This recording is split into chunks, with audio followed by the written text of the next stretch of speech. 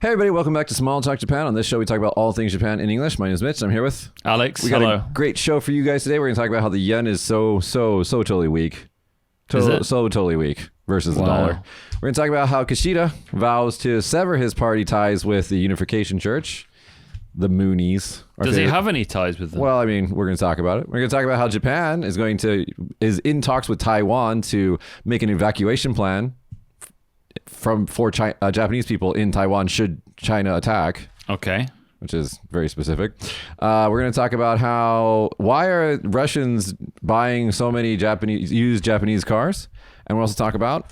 we've got Japan simplifying the COVID survey and taking it on like seasonal flu. Tourism restrictions being loosened and people being able to come into Japan. And we totally lied last show, so we're going to have to clarify this show on that one. Yeah, we've got Japan's war on dicks potentially being a flop. Discs. Sorry. Hatsuon. It was the flop that got me there. Japan and South Korea's relationship, direct flights to Korea, and also the Rakuten founder having a party with some Ukrainians. And also a school chime that went off in the middle of the night, scaring an entire small town. Roll that intro. Dicks. Yeah. So there's like two... I just couldn't help it. It said floppy dicks. You know, floppy dicks. There's like two accepted spellings for disc. There's D-I-S-C and then D-I-S-C-K, right? What? D-I-S-K, right? D-I-S-K, D-I-S-C, right? Which one is it? K. Yeah, but you can see both of them all the time. I've never seen it with a C.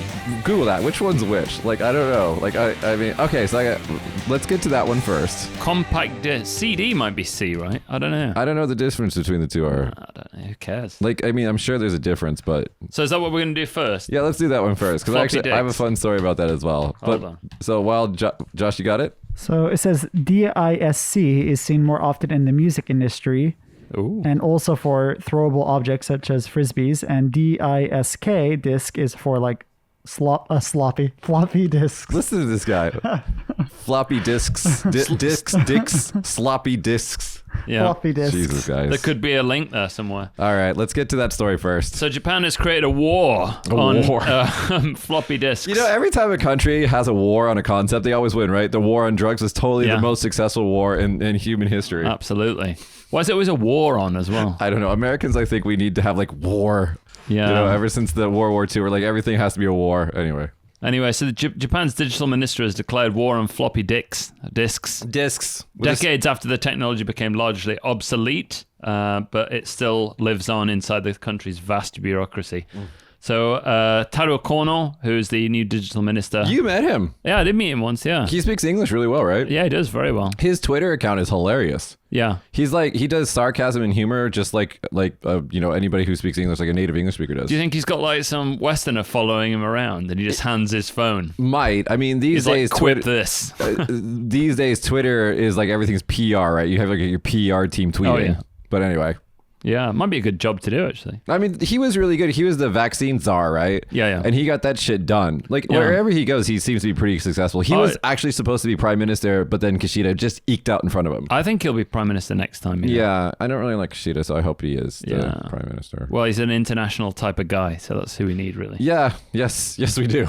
So Kono basically has made it clear his disdain for fax machines and hanko, the personal seals that people use on documents. Oh, those are so good. I mean, it's so, like, it's flawless. Like, how in the world could you possibly copy a hanko? I know, ridiculous. I've never, done that in Photoshop and applied it to a document before. That's exactly what we do. We just scan our hanko and put it in documents and just print them and give them to people. Yeah, once I did it and it was way oversized. Yeah. So it was totally obvious. Wrong. That didn't go through, to be fair. So apparently dicks are still completing 1,900 government-related procedures, such as submitting applications and other documents. You know, it could be like a form of encryption that nobody can use. Okay, so I got a story, fun story time. So yesterday, I'm out with the Viking. It's his birthday, and we go to a cyberpunk bar. Right. Is this a techno Viking? He is a techno Viking, but it's a cyberpunk made cafe bar. Right. Okay. So think of Cyberpunk 2077, but like the Wish.com version plus Japanese maids. Right, okay. Seriously, that's where I went yesterday. And the coasters, and I sent this picture to Josh, the coasters were floppy disks. Nice. And I pull it out and I show it to this 21-year-old behind the bar who's like serving us drinks. And I said, do you know what this is? And she goes, no. Right. And then I pull the other one over, her like Dai senpai, who I think is like 24.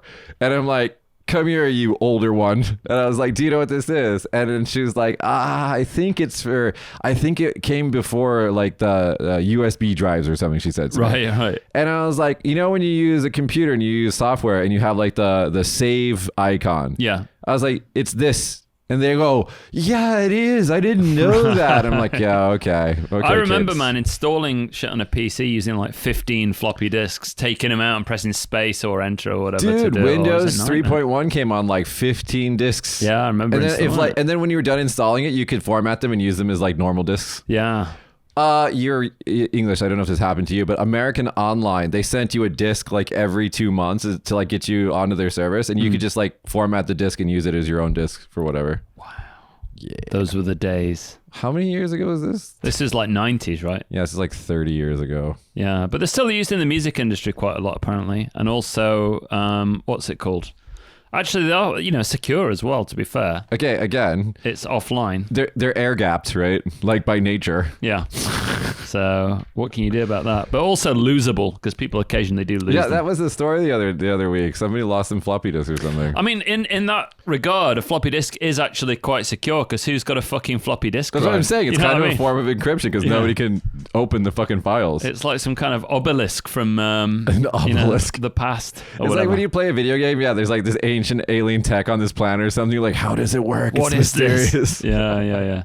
It's like when you show a kid these days an old school, cassette tape with a pencil. And so like how are these two right? Yeah, are you old enough to know the relationship? Yeah. Anyway.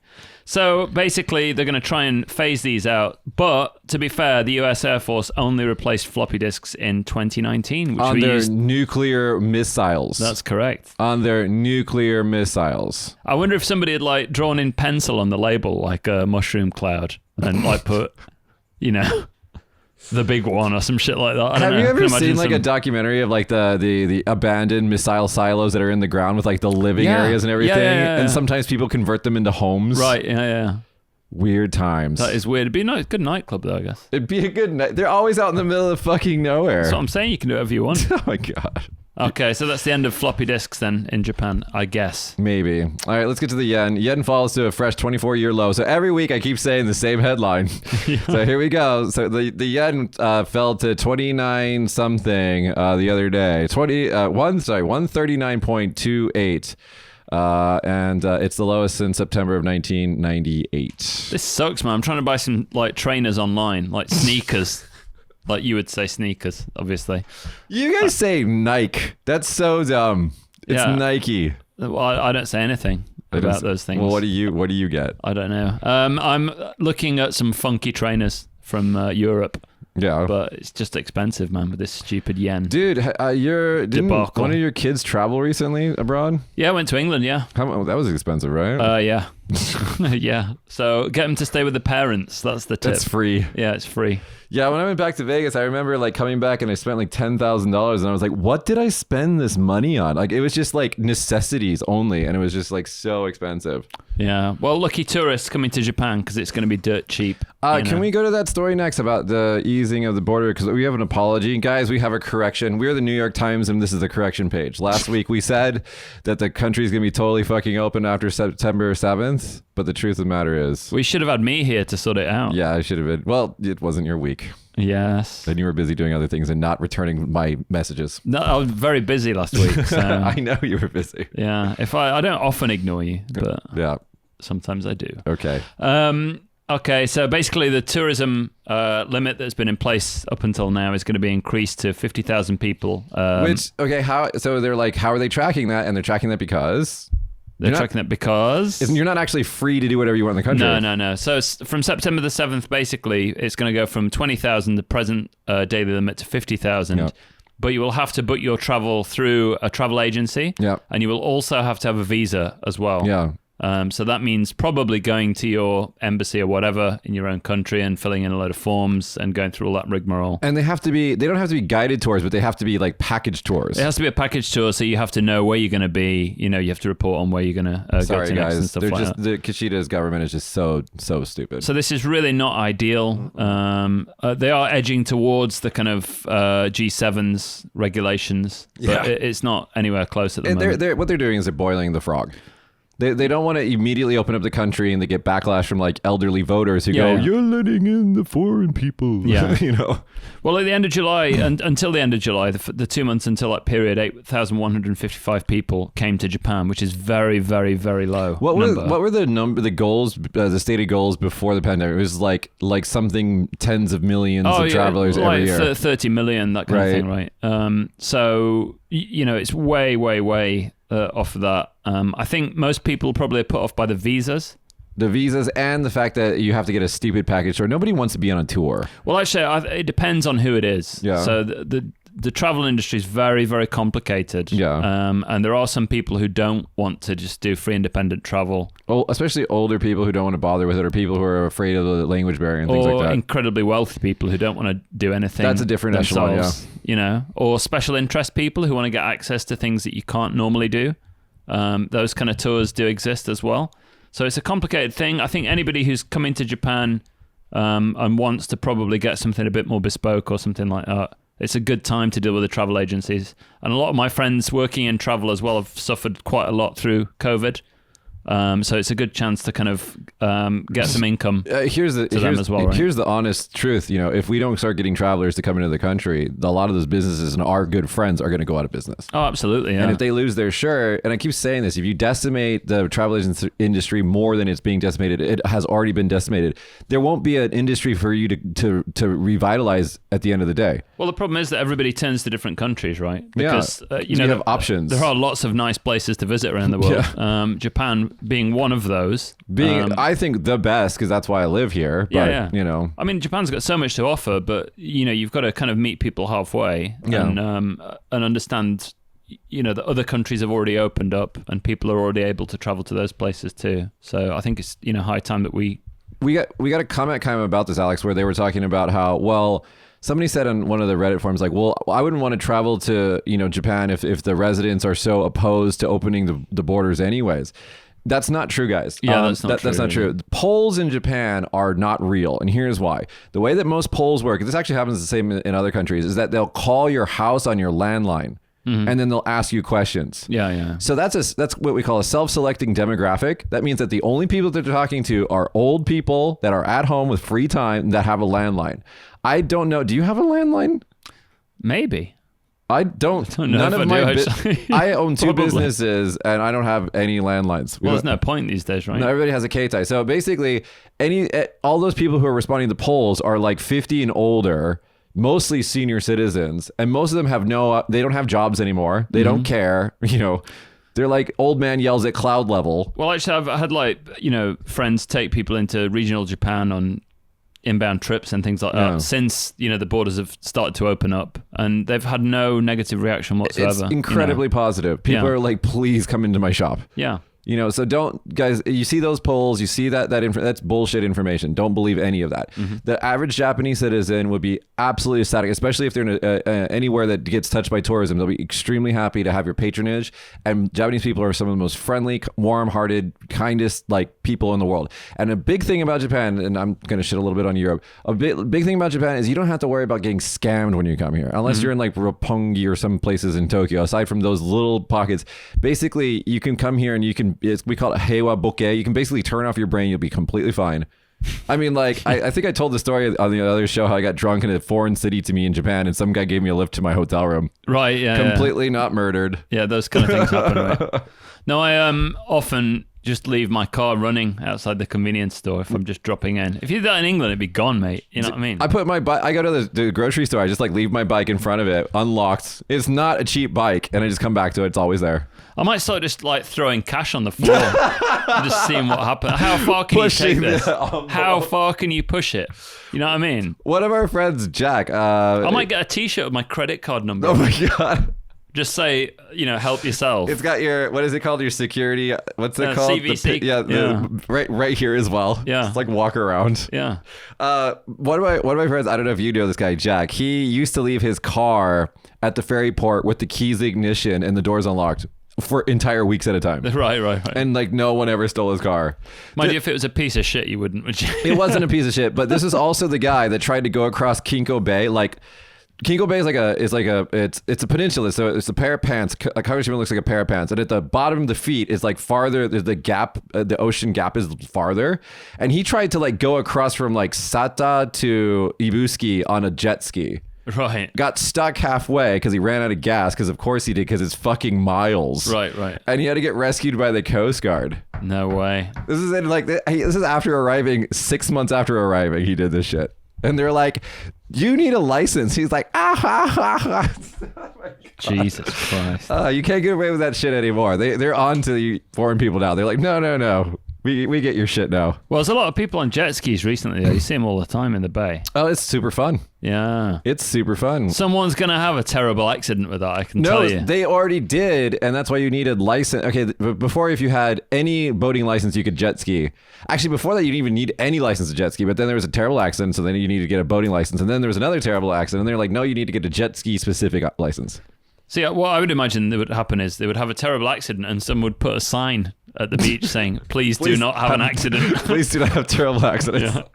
And that's the solution then. The beach is not responsible for your terrible accidents. We are not responsible for your accidents.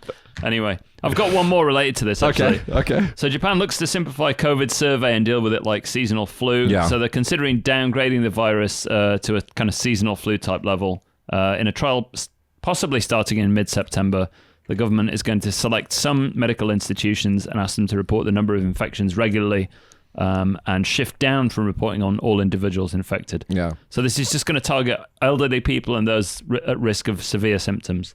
So it's a positive step, Reporting every single case is something that every other country stopped doing a long time ago, ages ago. And that's why what we talked about this last show, and the one big change of the inbound tourism thing is they dropped the PCR test. Yeah. And that's a huge thing because we talked about this last week, but there's a lot of countries don't offer PCR tests anymore because they're just like, fucking deal with it. Oh God, yeah, I know. Like my wife had to get back from England and finding a PCR test in the UK it was impossible, just right? Flight, it was a right nightmare, yeah. So, and it can't just be any PCR test. It can't just be like a rapid antigen test. It has to be like a Japan approved PCR test. Yeah. So she found a Chinese company to do it in the end. Really? The irony. Irony. But no, a lot of the original like testing and all that stuff came from China because they had to deal with it first. Yeah, that's true. So, anyway. Yeah. So, good news. Let's go from COVID to our favorite topic, the Moonies. Japanese Prime Minister Kishida vows to sever his party's ties with Unification Church. Prime Minister Fumio Kishida said Wednesday that his Liberal Democratic Party. I never remember the English names of it because one's like the Liberal Democratic Party, the other's like the Democrat Liberal Party or something. Yeah. No, I get them confused all the time. Jiminto and what's it called? I've forgotten. Jiminto is the only one that we ever care about. Will require lawmakers to sever the ties with Unification Church. Blah blah blah. Yeah. He apologized for the LDP facing doubts and questions after a number of its lawmakers were revealed to have had links with a religious group, with some of them publicly acknowledging receiving its support in past elections. Followers of the church, now formally called the Family Federation for World Peace. That doesn't sound creepy at all. I know, yeah. And unification. There's more words. Have been convicted in Japan in connection with money illegally obtained from people through the use of threats. That church is mental, man. The way that they get used to buy like a Bible that costs like thousands and thousands of dollars. One Reddit comment on that story was, do we consider, this is going to be super controversial, this is not my opinion, but it was just a comment, I'm going to repeat it. He said, wouldn't you consider this like one of the most successful assassinations of modern times? Because the dude set out on that goal and he's getting exactly that goal, and it's just crazy that this is all happening. Yeah. It's so weird. I abhor violence. Don't do anything violent. Don't do anything violent. But I read that comment. I was just like, that's such a crazy time that we live in that this is just happening. Yeah, no, it's very strange. Like, even if it would happen, I think that in other countries it would probably happen on the hush hush. Like if they were severing ties and everything, doing what the terrorists wanted, they would do it on the hush hush. But they're doing it so publicly, it's weird. Well, I think the fact that it's tied into Korea is a huge motivational segment, because it's like historically a fraught relationship, a difficult relationship. And there's also the extra layer that this is kind of like a Christian cult as well. So there's all these different weird layers to it. Yeah. Why are there so many Christians in Korea anyway? I don't know. I didn't know about that until I was hanging out with my Korean friend, and she's like, "Oh yeah, we're all Christian." And I was like, "Really? You lot did that, America? You surely. lots did that. Yeah, they're all religious, who right? Did it first? You guys, the English. Fuck it wasn't us. It was someone in the Middle East. No. Yeah, okay, that's where it originally came from. Some chap called Jesus. Yes, Cristo, as they say in Japanese. Yes, Cristo. But yeah, sounds like a football player. It sounds like a football player. But anyway, yeah. So it obviously started, right in the cradle of humanity or wherever in that area, and then it creeped over and got to the Romans, then got to you guys. Right. You guys have the official Church of England. Yeah, it's all right though. It's all right. No, it's kind of like a bit. What do you call it? It's not all flashy like Catholicism. Yeah. It's kind of a bit more boring. Yeah. So it's very British. Yeah. What's his name? Oh shit! The cross-dressing Eddie Izzard. Eddie Izzard has a bit on it in one of his stand-ups, and it's hilarious. I was watching Stephen Fry the other day talking about church. So Stephen Fry almost became a vicar. What? So he went all the way through the procedure, and he met the bishop of the region that he was interested in joining the church in or whatever. The large gay man. Yeah, and he was like, I like the music, I like the architecture, the art, all of that stuff. And then he got to meet this bishop guy, and right at the end of the interview thing, he was going, one small issue, I don't actually believe in God. So he was like, wait a minute, you got all the way through this procedure, and nobody asked you if you believed in God. And he was like, oh no, I didn't think it was relevant. I didn't think it was relevant. It just seemed like a cultural experience. Yeah. He has this great interview where somebody asked him, like a BBC reporter asked him about God. Right. And he's like, do you not believe in God? I don't want to say it because it was actually quite stingy, but his response was very, very intelligent. He is a very smart man. Yes. Yeah, really Certainly. do like him. He's British, like me. There's a lot of idiot British people. I watch them on Reddit all the time. And I know that this is how I know that you guys get drunk as fuck, and then you guys go to kebab shops. This is why I have to drink so much. To keep up. To keep down. To keep down. I'm sorry to Sorry. Sounds elitist. Go to your. It is elitist. So Japanese and South Koreans are seeing each other more favorably, a poll shows. Hurrah! Yeah. Japanese who have unfavorable feelings about South Korea stood at 40.3%, down 8.5 percentage points, while Koreans, South Koreans that is, who hold a negative impression of Japan, came to 52.8%, down 10.4%, according to a poll conducted by non-profit organization Gendong MPO. Whoever they are. Who knows who they are. But it makes sense because K-pop is like infiltrating the fuck out of Japanese pop culture. So Japanese people, basically like 60% of them like Korea. Yeah. And about 48% of Koreans like Japan. So it seems a bit unfair. Well, because again, Korea is exporting their pop culture around the world. Yeah. And little Japanese girls and boys are like, I want to be a K-pop star when I grow up. I mean, like, look at, what's it called? Biju. Biju is basically essentially a Japanese girl group that was produced by a Korean producer. I don't know who that is. And they shoot their music videos in Korea in exactly the same style that K-pop produces their music videos. Are they actually good at dancing They're and singing? fucking really good. Are they? And they have a mixed race cast, just like all the other K-pop groups. So they put like a Chinese person in there or whatever, so they can appeal to all the different countries. Right, I see. And then they just tour the fuck out of Asia and make millions. You see, the Japanese pop groups like can't sing or dance. That's their major downfall. Yeah, within the music industry. The two things that they're supposed to do, they can't do. And on top of that, they don't make use of YouTube. Yes. One of the first major groups in Japan to make use of YouTube was One OK Rock, and it's because Taka, the lead singer, used to be Janizu, the boy band shit, quit that, said fuck you guys, got tattooed, became a rock star, and they put all their songs on YouTube, and they blew the fuck up all over the world. I might have to do that.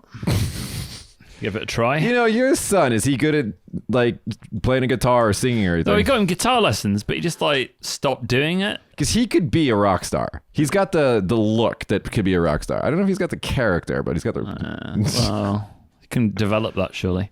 Can develop it. Get him classes. So how can we get more Korean people to like Japan? That's the question.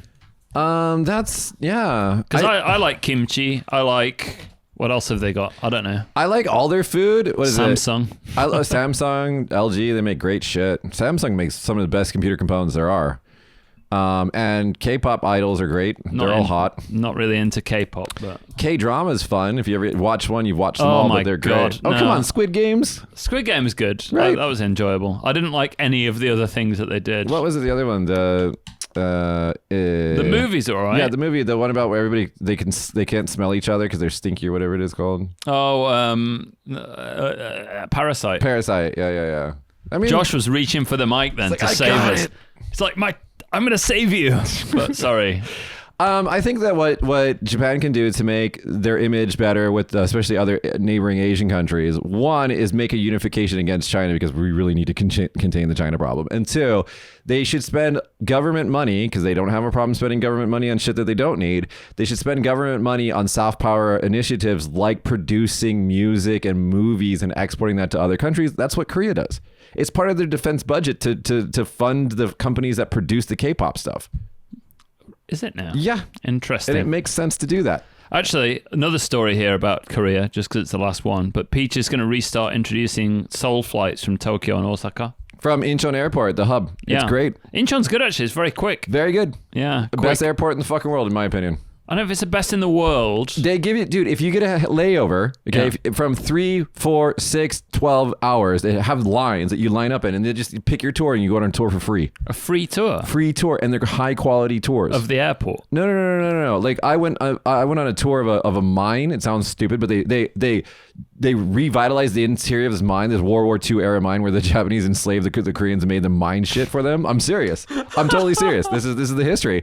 But then the Koreans took it, turned it into this like experience. There's like a highbrow wine cellar in there. All right. There's like a disco club. There's all this shit in there. They completely like turn it around. I mean, it's still a historical place where you can go and see this kind of stuff, but it's still also like they've made it into a positive thing.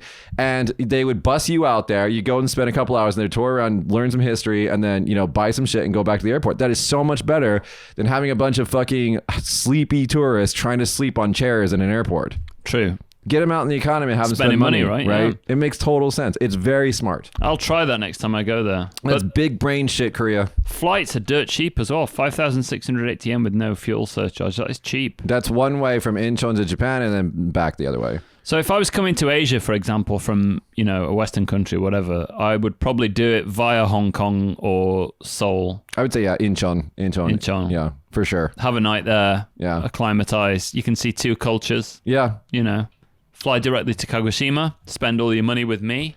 If we're talking about Western travelers, if you're coming from North America or from Europe, definitely I'd do some hub in Asia first, or do Japan and then go to a hub on the way home. Yeah. But yeah, I would definitely do a secondary Asian country just for a day or two, just to see the difference. See, like big repeaters to Japan from Hong Kong and Taiwan, these people who travel here like 20, 30 times, many times I'm talking about, they always use different airports to come in and out of the country. Yeah. Because they know the best routes. Yeah. So they'll fly in, for example, if they're just doing Kyushu, they'll go into Fukuoka, travel around, fly out through Miyazaki. Yeah. Something like that. What all Western people do is, because of the airlines, you know, primarily, is fly into Tokyo, into Haneda or the other one. Narita, the place that we will not talk about because fuck you, Narita. Yeah. And travel around Japan and then go all the way back again. And then the worst one is they'll fly into Tokyo.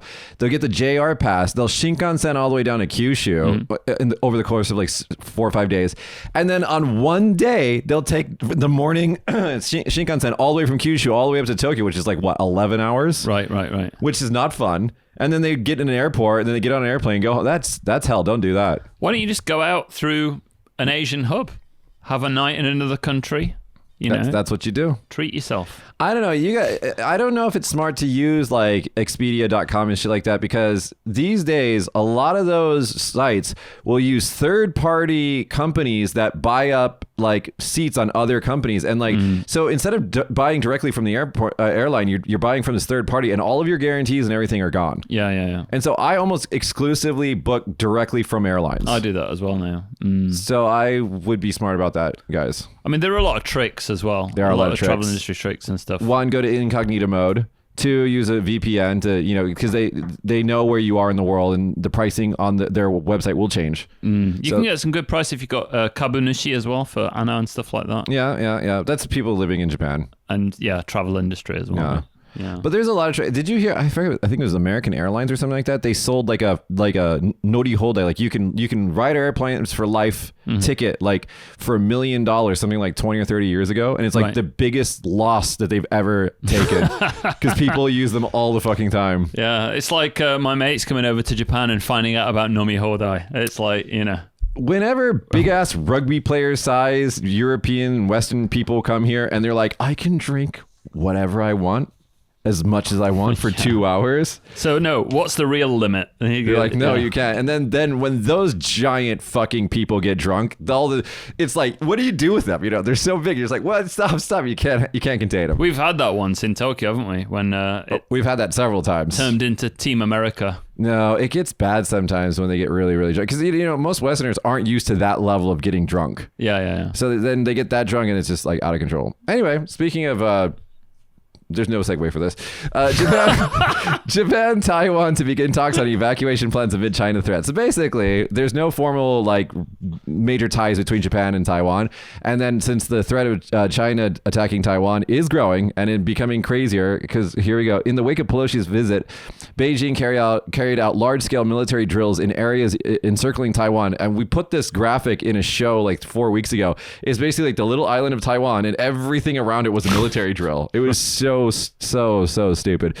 And in retaliation for attempts by Washington and the island to bolster their cooperation in the security and economic fields, screw you, Winnie the Pooh. And so Japan is trying to make a evacuation plan with Taiwan should there be an attack, to try to get all the Japanese citizens out of Taiwan quickly, which makes sense, but also kind of sad that we live in this world now. Because the Taiwanese people, if you ever get a chance to go to Taiwan, please do. They're really great people, and they have a rich culture. And Sen Tochiro, what's it called? Spirited Away. That whole movie was inspired by an area in Taiwan. Right. So it's like, I just hate that, and like if you look at all the troubles and everything that happened in Hong Kong after China, China kind of started enforcing their power there. I hate this, really do. I hate this.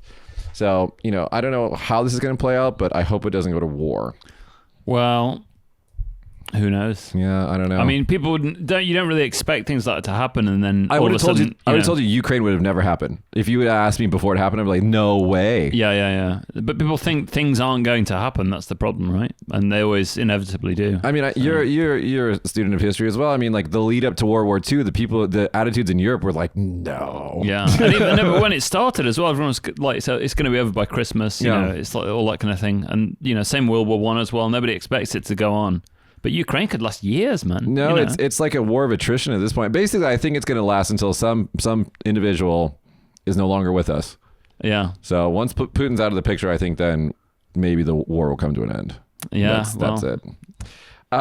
Speaking of Russia, this is kind of funny. Okay, so there was a news article headline about 8 years ago. Why do terrorists all drive Japanese Toyota trucks? Right, white ones. White ones. Yeah.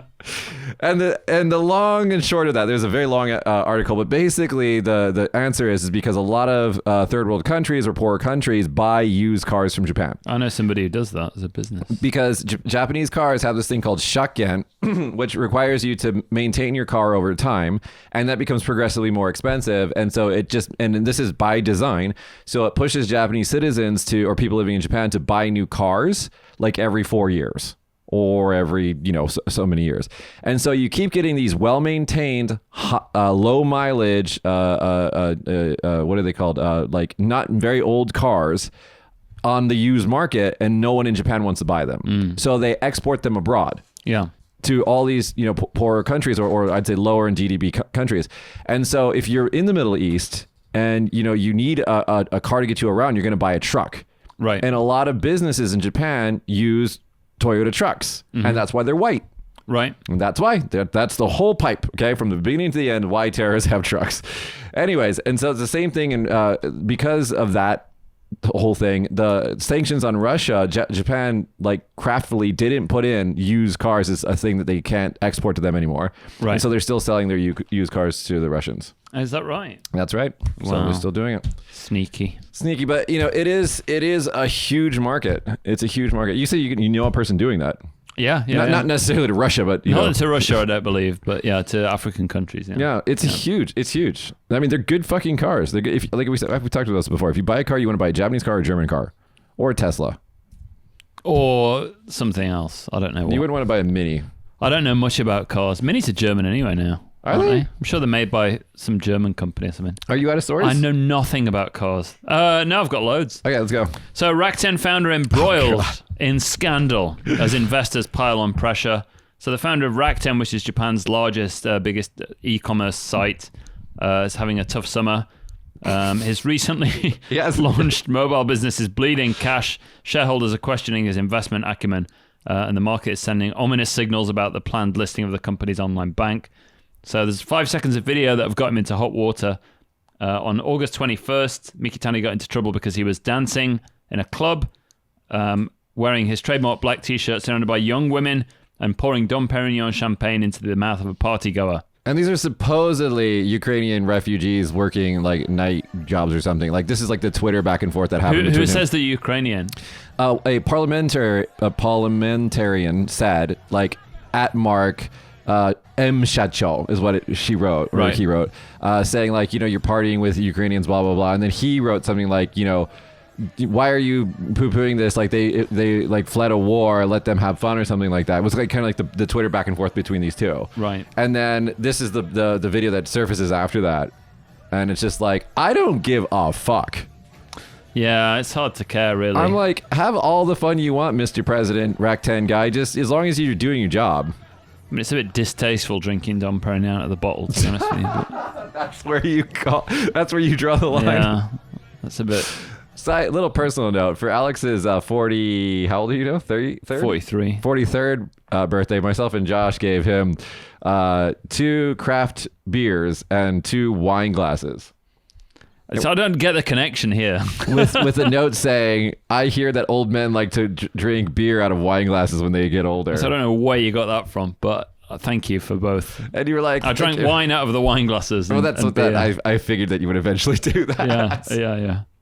So, yeah, if you are going to drink champagne, let's do it properly, please. What do you think about champagne towers that they always do in Japan? What's that? Champagne towers. Oh, the glasses all stacked up. Glasses, and they pour it in the top. It's kind of annoying. Yeah, it's all wet. Yeah. It's like, well, it's very impressive, but, I don't really care. Please stop doing that. Just give me the alcohol. Yeah, I always go to these things and they tend to run out of booze really quickly. Yeah. So like they're handing out champagne at the start, you think, oh, that's nice. Yeah, a bit of champagne, great. And then you go around and try and get another one and nowhere to be fucking found, is it? Typical. I don't like those kind of events, like, where you don't have access to an open bar and you have to like find the waitress or waiter or something like that. I just tend not to drink because it just frustrates me. Right. I'll get like a non-alcoholic beverage and then go to a bar afterwards. Otherwise you're walking around with an empty glass. That also sucks. Looking like a twat. You're like, can somebody fill me up? Anyway. Yeah, I did one actually. I can't really talk about it. Okay. There's so many things that you can't really talk about. Skip it. Okay. Okay. I've got another story about a Japanese convenience store, obviously, opening in the countryside. I haven't read this, so it's news to me as well. Just Josh, put up the pictures. It's not really, the article's kind of stupid. Just the pictures. So there's a new 7-Eleven. Where is it? Kumamoto, right? Minami-Aso. Yeah. Oh, actually, I'm going there soon, so I might have a look at it. This guy. Don't know where it is. I haven't read it. Oh, I'm going there. Yeah, on the way back from somewhere else, admittedly. So 7-Eleven might be quite useful. So they've opened a new convenience store, and it's quite unique in what way? Well, because they, first of all, they like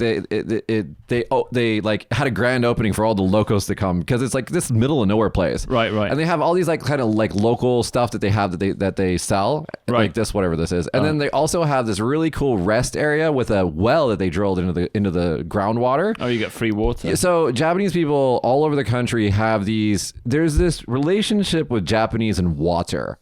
And if you've ever if you watch Spirited Away, you'll see it in that movie. Like onsen culture, river gods, drinking natural spring water, being surrounded by the ocean. There's like this spiritual connection between Japanese people and water. And so Japanese people have all these natural drinking collection spots throughout the country. Yeah. Where you'll see, especially older people, bring just like bottles and bottles and bottles to come fill up at the river. And you can actually see some of this kind of like this mentality in Japanese video games. But anyways, and so that place has an aquifer that has known for its like incredibly beautiful water or something like that. And so you can get that now at the 7-Eleven. Well, it's a volcanic region, isn't it? So it's going to be filtered. I mean, what I drink on the show all the time, this water, this is called Zaiho, and it is from the volcanic aquifer on Sakurajima. It's like all volcanically filtered water. Hopefully it's not radioactive. I'm kidding, it's not. But it's really good, and I drink basically this exclusively. I get 36 bottles of these every month. This is a paid sponsored segment. It's not really. I don't know why he's banging on about this. I keep trying to get Zaiho to sponsor some of our content. But we've already promoted 7-Eleven. Which is, I think, majority shareholded by Japan now. I think that's also... Oh, definitely, yeah. A Japanese, mostly. We should probably say Japanese something bad about them as well for balance. Well, let's see. I don't know. I love 7-Eleven. I know. Pick up your chicken game. Okay, Fami Chicken is so good. If you guys had a Fami Chicken level fried chicken offering, I would never, ever go to Family Mart. I've never had convenience store fried chicken. What is wrong with you? I've also never eaten, what's it called? That fast food donburi that everybody talks about. Yoshinoya. Oh, Yoshinoya. Have you had Skia? No. I've had Yoshinoya a long ass time ago, but anyway, whatever. I only dine on fine food. Okay. I don't really. And champagne. Yeah, not from the bottle. Champagne from the glass. How many stories you got? 1. Okay, go to that because I got ending stories. All right, Japanese town that spent 25 million yen in COVID money. What is that in US dollars? Like $200,000? That's probably like $300,000. No, because the dollars. Sorry, $200,000. $200,000, yeah. $200,000. Yeah. Josh, that just did. Have you seen Dune the movie? I haven't, but they aired it on TV the other day here. Did they? Yeah. Really? I'm BS. Sorry, I'm BS. That's like Mentat style eyes going like. He was calculating. Anyway, if you've not seen it, don't worry. I tried to read have you read the book? Yeah. I tried to listen to the book, and like seriously, like an hour in, I was like, what's going on? So the book, right, Frank Herbert was a journalist, so his writing style is kind of, some people find it a bit inaccessible. Okay. But I mean, I read him when I was a kid. I can't remember a lot of the detail. I mean, like, I just remember like an hour into the audiobook, I'm like, I have no idea any of these words that you're saying or what's going on. Yeah, it gets weirder as it goes along. It gets weirder. Yeah. If you read like Children of Dune and that, it's just mental. Should I just watch the movie instead? If you want. I like the movie. The movie was good. Okay. Yeah. I didn't like, what's it called? Lord of the Rings, the TV show. I watched it yesterday, but I was drinking heavily while I was you mean the new Amazon one? Yeah. Have you seen the Critical Drinkers like not review, but preview of it? No. You should just watch his channel. He's already got... That's great. Because it seemed like it would be quite good, but about 30 minutes in, I was shit-faced and couldn't remember what had happened at the start. That's you. Well, the main backlash behind that show is that they basically threw out everything that Tolkien made and they just added a bunch of stuff to it. Woke stuff. Yeah. It's all woke stuff. Is it all woke? It's supposed I haven't seen it yet. Like, I mean, like, I haven't seen it, so I don't really care either way, but I've read things online, like, it doesn't make sense because a lot of the elves and stuff like that are of, like, various colors. They tried to make it a not only European cast, but it doesn't make sense because in like the third age of the Lord of the Rings universe, all the elves are white, so it's like, what happened to all the other races then? Again, like, they're taking creative liberty with it and stuff like that. I don't give a fuck about. But what I think the show is probably going to do is exactly what the current phase of Marvel is doing, is that they're just shitting on their previous characters to knock them down to make their current crew, a mostly female cast, look cool. Yeah. And I don't like that. No, I don't either. Like the She-Hulk movie, it's like, dude, Bill Banner or whatever his name is, he's like Bruce Banner. Bruce Banner. You know, he's like this genius, like incredible person. person that you used to be scary in the universe, and now he's like this cute sidekick to this really interesting woman. Yeah, like in the first Avengers movie, he stopped that like giant flying beast with a single punch. Right. And then in She-Hulk, he gets hit by a car and he flies to the side like, ah. It's like, oh, wreck my character so the girl looks cool. It's like, okay. Yeah. I don't know. I mean, no, I don't know what's happened to that. I mean, I stopped watching Marvel movies. I actually cancelled Disney Plus as well because I thought, fuck them, you know. But there's not a lot on there for me anymore either. I mean, the Stars stuff is good. It's like the other stuff that they bought from like Warner Brothers or whatever, the non-Disney brand and stuff. Yeah. Anyway, I don't know. Dude, this was the same thing that happened with like Picard, the TV show. Oh my God, there's 2 seasons of that out. That's a dumpster fire. It's awful. I mean, I wish they would just like make new stuff cool without shitting on the old stuff. Yeah. Well, so you can make a new character and a new universe where all the women are stronger than the men, but you don't have to take everybody else's existing characters and turn them into total fucking pussies. Especially since all like current movies and TV shows make like if you look at Star Wars, for example, right? You've got like Jesus, right? And she's like instantly the most powerful, most knowledgeable character from the very beginning. Yeah. And it's just like, okay. Yeah, she wasn't trained at all. But she's just perfect from the beginning. Yeah. It's like, okay, this is going to be fun. What's J.J. Abrams fucking doing, man? And then what do they do in the second episode, or the second movie of the last 3, right? They're like, oh, let's get Luke out and shit all over his character. Make him look like a fucking idiot. Yeah. And then now Jesus looks amazing. And that's why everybody just like stopped watching after that. They're just like, fuck it. You don't need to shit on old heroes to make your new She-Jesuses, awesome. There's nothing wrong. Strong female characters don't also have to be physically strong. Yeah. There are so many historical strong female characters out there that like are amazing characters that aren't necessarily like beating up like guys that are 6 times their size. You don't need that. Yeah. Well, it's a different kind of strength, right? You know. Yeah. You don't always have, and then also there's a lot of strong male characters that aren't physically strong. Here's one, Dr. House, okay, House MD. Mm-hmm. He is a man who's literally physically weak because he has a handicap, but he's one of the strongest, most like difficult to understand characters in modern TV history, and I love that show. Yeah. You don't have to be physically strong to be a strong character. Like, anyway. Yeah, Disney. Okay. The this woke generation is gonna we're gonna look back on this stuff and be like, what did we do? Well, anyway, a Japanese town spent 25 million yen in COVID money on a giant non-binary squid. Shut up. A squid. Do they have a sex? Or I don't know. Maybe. Well, let's just say it's non-binary. Okay. And they can change color as well, so it's ticking all the boxes. It's everything we needed. So it's in Noto, Ishikawa Prefecture. I've been there. I didn't see this though. What is this? Looks like I messed up. I should have been there. So they spent 25 million yen, which is $241,500 at the time. Yeah. So now more to build Ika King, which means a squid king. And that wasn't even enough money to finish it. They had to come up with another 2 million yen to complete the 10 tentacle art installation. So Noto's famous for squid, basically, and they've got a squid station mall, and Ika King is located straight outside that. And they hope that people would come and spend a shit ton of money there because of this giant statue thing, copying the American model. Okay, so I was just going to say that. They've basically learned what a tourist trap is. Yeah. And they're trying to make tourist traps. So, I mean, it's a big investment, but Noto's saying it's worth it now because they think that visitors have pumped 600 million yen into Ishikawa's economy, which is 22 times the cost of the statue. However, I think their math is a little bit magical. Their data collection is a little bit wrong. Because they also claim that it only increased the patronage by like 500 people over the surveyed time. I don't think that 500 people would spend that much money. But they're talking about economic benefit for the whole prefecture. I mean, does that include the money that they spent on the squid? I know, yeah. To the locals to make the fucking squid. So, I mean, this just shows you that how you take data is very, very important, right?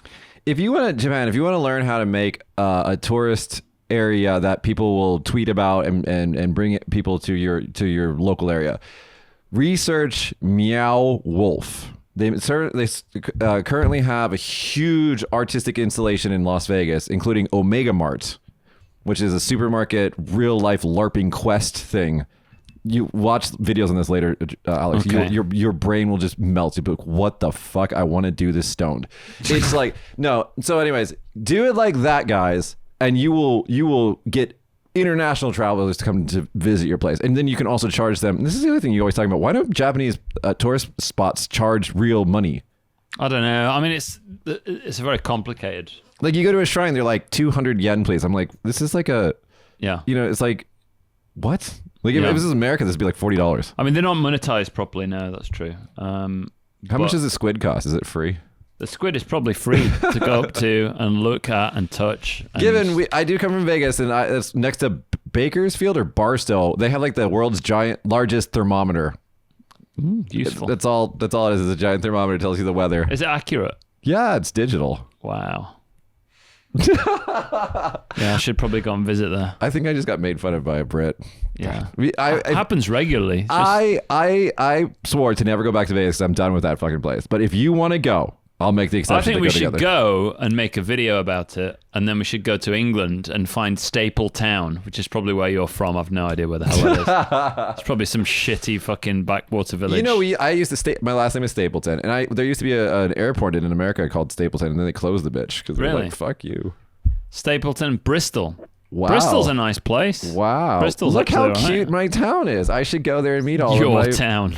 Oh, so I was watching this documentary on Netflix. Can you please Google this, the name of this? I think it's called The Father or something like that. And it's basically like this. Sorry, guys. Trigger warning. I'm going to talk about abuse here. You've already talked about like non-binary, I didn't say non-binary. The Father. That's it, I think. There you go. Oh, no, that's not it. That's not it. That's not it.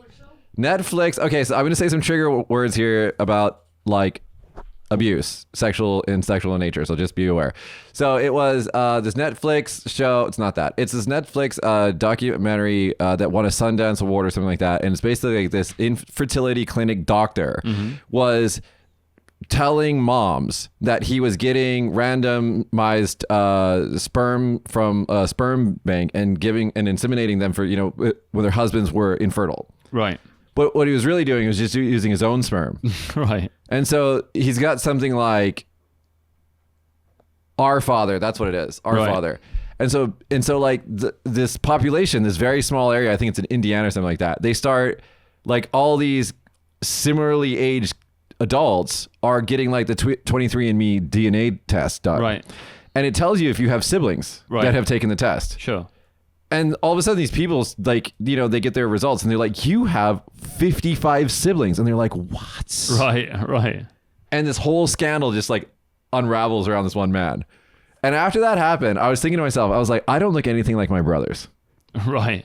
I am taller. I am definitely smarter. And I don't look anything like my father. And I was absolutely blonde when I was first born. Right. And no one else in my family is blonde. Sure.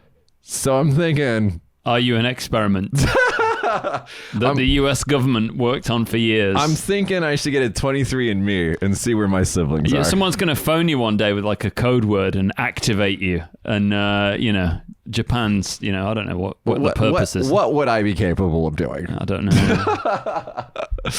All right, let's go to our last two fun stories. One's going to be we're gonna end on the which one should we do? Let's do McDonald's. This one's really easy. So McDonald's has.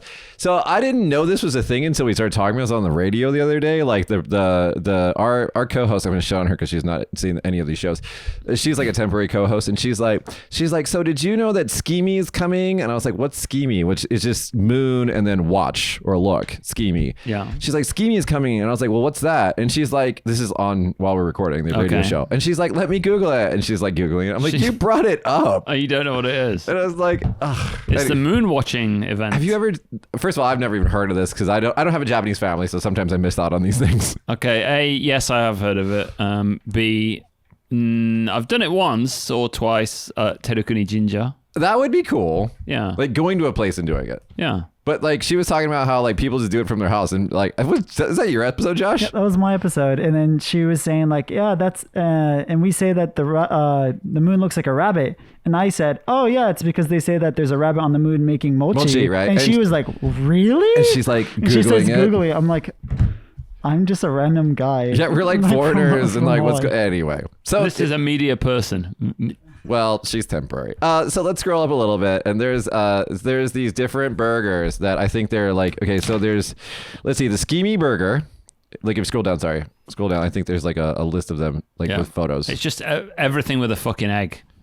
No, it says like Schemy Burger, 360 yen. Yeah, they've all got eggs on. Like somewhere in there. Yeah, and so like the egg looks like if you it looks like the moon. Scroll down. There it is. Schemy Burger, 360 yen. So I guess the egg looks like the moon. Yeah. Is that what it is?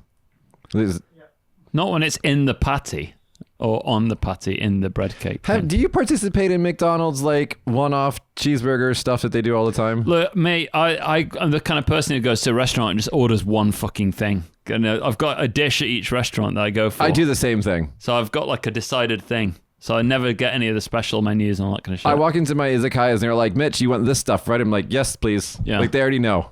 So I go to a lot of different places, but I have one thing. No. Because I like, not being disappointed. Or being surprised. Or being surprised too much. But sometimes when I go to a restaurant, and I do this a lot, especially when I'm with Japanese people, we'll go to a restaurant and I'll just say, pick something for me. Because if not, I will order the same fucking thing every time. That's true. Yeah, I do that as well. Or I'll ask the waitress or waiters, like, what do people like here? But I mean, when I'm in Tokyo or wherever, traveling somewhere, I always go to really local, off the beaten track type places and order kind of randomly and stuff like that. But when I'm in my own hometown, I just can't be bothered. I just think Yeah, I think I do get more adventurous when I go abroad. When I was in Tokyo, I was with my ex. My ex is half Chinese. We went to this restaurant. It was like 4 Chinese people. And like, because it's like the customers are all Chinese, everybody's speaking Chinese, everything's in Chinese, and half the restaurant is just a bunch of ducks being dried, like where there should be seats. Yeah. And I was just like, this place is gonna be fucking delicious. Right. That's real Chinese food, guys. Yeah. But anyway, let's go to our last story today. It's from it's called Japanese High School's Chime Rings in the Middle of the Night, Freaks Out Countryside Town. So you got to play this. We got to hear it. It's a Twitter link in the article. Is it the normal chime? It's the normal chime, but for whatever reason, according to this article, let's play it real quick. So 2 things about this. One, it kept playing in the middle of the night from 10 o'clock to midnight. I was kind of freaking it. So that's one. It kept playing, and then. Is it a full minute? Oh no, it's a light. And then the second thing is, for whatever reason, whatever made this thing malfunction, it also turned up the volume on the chime so you could hear it from miles away. Right. And then, so eventually, like the guy who's like attending the school, an on-duty school employee managed to shut down the power to the chime's broadcasting equipment, only for it to start ringing on its own once again. Oh my god! And then eventually, they turned off the breaker or something and got it to stop. But that's fucking... Imagine, Japanese countryside is scary. Yeah, well, it's dark, isn't it? It's dark and noisy. Yeah, there's a lot of insects. What about the if you go out the woods in like England, for example, is it relatively quiet? It's pretty quiet, I think, yeah. Yeah. I mean, I'm not the kind of person who really hangs around in the woods at night. I mean... But if you go camping, for example... I mean, look at me, for fuck's sakes. It's not like... God. Oh my God, this princess. Don't really do camping. But when I would, like, if I went camping, for example, in like, California or something like that, at night, you're quiet. The only thing you can hear is like the snapping of the campfire. Right. But like in Japanese wilderness at night, it's fucking loud as hell. Yeah, there's a lot of insects around. Insects and animals. Yeah. And it's just like, you're like, okay, what is that noise associated with? So I was staying in this like really nice Japanese kominka, like an old house in a region of Japan in the countryside, basically. Yeah. And like, it was very nice and, relaxing and all that stuff. And I turned the light on in the night to go to the toilet. And all it was like banging on the glass. All the bugs? Yeah, all the bugs just come in all at once, just continuously. Like somebody throwing rice at the window or something like that. Oh, God. It was horrible. Did you see those, like when they do night construction, they got those orbs. Yeah. Those white orbs. They got these white orbs that like illuminate the entire region around them. And then if you get close to them, there's just like tons of insects trying to get to the light. Yeah. It's just, they have so many things that live in their so anyway, so when you see anime and they have like the cicadas in the background, that's fucking real, guys. Yeah. That's loud as hell. And it is charming in the daytime. And when you get to the nighttime, you're like, please be quiet. No, but a little bit, you're like, oh, that's nice. It's the Japanese countryside. And then, an hour later, you're like, come on now. Enough of that. That's enough of that. Cut that out. Turn that off. Yeah. But it especially when here's one thing for people who are looking forward to coming to Japan. Summertime, the smell of tatami, a nice cold tea, and the sound of cicadas is a fucking dream. It is really nice. That is amazing. And if you're like the people that like sweets, like a matcha ice cream or something. Sorry, I'm texting. You're like, he's like, I'm not paying attention to my own show. But yeah, that would be something to look forward to. Anyway, sorry that we lied last show about everything being totally open. It's totally almost open for the most part. Soon. It'll be open soon. So I think that's why we gave them the advice to book your shit in the spring of next year. Yeah. For Hanami. Like that's really come from that era is probably going to be best. Yeah, spring next year. Yeah. Bit further forward, autumn. Yeah. Or I mean, summer is fun too. I mean, if you can do heat, summer is fine. Summer's and it depends because it's less travelers obviously from different countries as well. So so I mean, they always say this. I hate this arrogance. They're like, Japan has 4 seasons. Like every place has 4 seasons. But anyway, they have very very distinct 4 seasons, and depending on what you're into, there's something for everybody at any season. Especially if you're into skiing, you can come here and ski in the winter. Yeah, which skiing's good. Yeah, I'm not so much into skiing, but it's really apparently good. And then they also have like the onsen villages where you can like go in the hot tubs outside in the snow. And stuff like that. So the powder's great. Yeah, definitely. All right, that's been our show today, guys. Thank you for watching. Please subscribe if you haven't, or listening if you're listening to us on wherever you listen to your podcasts. Make sure that you subscribe and hit the bell icon. Otherwise, you won't get notifications when we upload new episodes. And we hope to see you come and visit us in Japan. Yes. Hit us up. Also, we have a link to our Patreon page in the video description. Check it out if you care to support us. Thank you, everybody. Thank you very much. Goodbye. Bye.